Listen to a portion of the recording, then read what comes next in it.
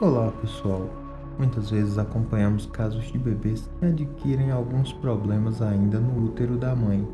Em alguns casos, a criança corre um grande risco de não sobreviver, mas apesar desses diagnósticos, alguns pais persistem em dar a vida ao bebê e principalmente a lutar para que a criança supere obstáculos tão difíceis. Durante um ultrassom, Thais Smokovsky descobriu que o filho nasceria com uma malformação na coluna e que ele poderia não andar.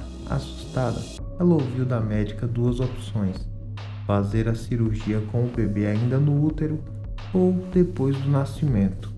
Ela escolheu fazer o procedimento intrauterino e conta que até a metade da gestação tudo se encaminhava muito bem, mas ela sempre tinha um certo receio. Tinha um pressentimento de que o Theo teria algum problema de saúde. Às vezes pensava que ele poderia nascer com a síndrome de Down. Mas antes de prosseguirmos, deixe o seu like, se inscreva no canal e ative o sininho para continuar nos acompanhando. De certa forma, parecia que já estava preparada para o que estava por vir. Com 23 semanas, Thais fez o ultrassom morfológico e a médica lhe disse que o pequeno estava em uma situação delicada, onde precisaria de cirurgia. Eu e o meu marido, o André, ficamos assustados com a notícia. Ela disse que, dependendo do grau da lesão, nosso filho poderia ter a parte motora comprometida, não andar, ter hidrocefalia e bexiga neurogênica, algumas das complicações da doença. A médica nos explicou que poderia fazer a cirurgia com o meu filho ainda no útero ou após o nascimento. Segundo ela, a primeira opção traria resultados mais efetivos para a saúde do Theo. O casal decidiu fazer a operação com o pequeno ainda no útero. No dia da operação, a médica deu mais informações sobre a condição e explicou que a cirurgia seria feita utilizando a técnica Safer e que não seria necessário abrir o útero da jovem, mas ressaltou que, como toda cirurgia, havia riscos e um deles era ter um parto prematuro. No dia 4 de fevereiro de 2016, Thais foi operada com 26 semanas de gestação. Meu medo não era do procedimento em si, mas do que aconteceria depois. A cirurgia foi segura, tranquila e tive uma boa recuperação. Só precisei ficar de repouso absoluto até o parto. O que ela não esperava é que após tudo isso fosse passar novamente por algumas aflições, mas foi o que aconteceu. O fato é que apenas 3 semanas depois da cirurgia, ela teve um descolamento da placenta, o que a fez intensificar o repouso e tomar vários remédios.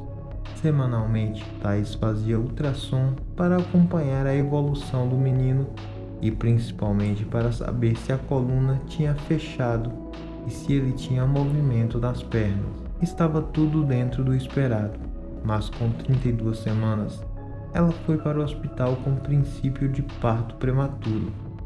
Fiquei 11 dias internada tomando medicações na veia para inibir as contrações.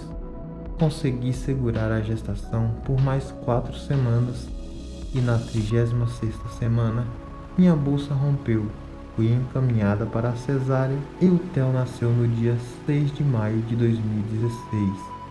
Assim que ele nasceu, já o enfaixaram com um pano e o colocaram na incubadora de bruços. Ao examiná-lo, constataram que a cicatrização não estava 100% completa e que seria necessário fazer um novo procedimento. Com apenas 36 horas de vida, o menino foi submetido a uma cirurgia. Foi difícil lidar com isso. Fiquei bastante preocupada, porque enquanto os exames e as intervenções eram comigo, tudo bem, era como se estivesse protegendo o meu filho. Mas ao ver o meu bebê tão pequeno tendo que passar por aquela situação, foi ainda mais complicado. O bebê havia sido diagnosticado com mielomeningocele. Os médicos diziam que, dependendo do grau da lesão, o Theo poderia ter a parte motora comprometida, não andar, ter hidrocefalia e bexiga neurogênica. algumas das complicações da doença. O primeiro ponto a trabalhar foi a parte motora dele. A gente o estimulava com exercícios lúdicos, brinquedos, colocando na posição certa. Às vezes achávamos que ele estava lento, que não estava evoluindo, mas quando ele conseguia, reconhecíamos o quanto ele precisava se esforçar.